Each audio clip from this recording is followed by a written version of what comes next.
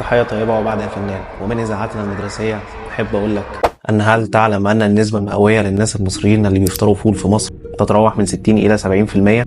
فلو أنت إنسان طبيعي كل يوم بتروح شغلك سواء كنت موظف أو عامل، فبنسبة فوق 70% أكيد أنت بتفطر فول.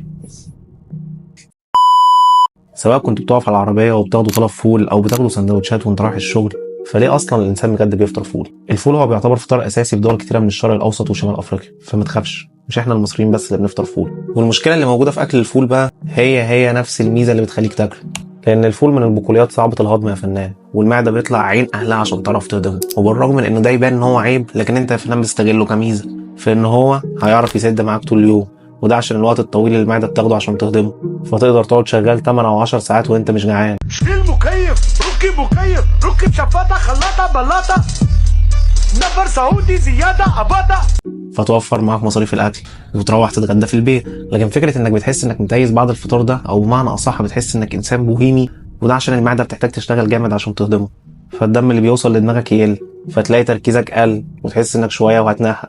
والمشكله التانيه انك مش بتاكل الفول لوحده، لان هيبقى فول وطعميه وصوابع وبصل، والطعميه بتكون انيل بقى، اولا لان الطعميه من الفول اصلا، فاديني في البقوليات صعبه الهضم تاني، ده غير زيت الطعميه نفسه اللي اتهرى من كتر ما اتغلى،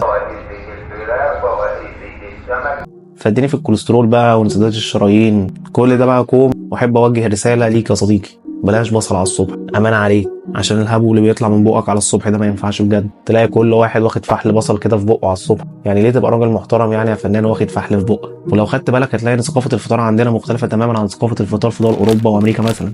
يعني في امريكا الفطار بيتركز على البروتين اكتر من البيض وطرق عمايله المختلفه والبيكون والسلام، اهم حاجه بالنسبه ليهم البروتين على الصبح. طبعا بعيد عنك الكلام ده يا فنان، انت لو عملت كده هتلاقي نفسك مش لاقي تتغدى اصلا. فعموما الفول مش حاجه شريره، بيتاكل ويبقى زي الفل بالزيت الحار او الزيت الحلو والليمون والطحينه، والطعميه برضو عظمه ساده او محشيه، وصديقك الوفي اللي بيسد جوعك بالعشر ساعات لحد ما تروح بيتك.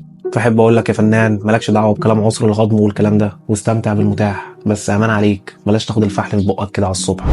يلا سلام.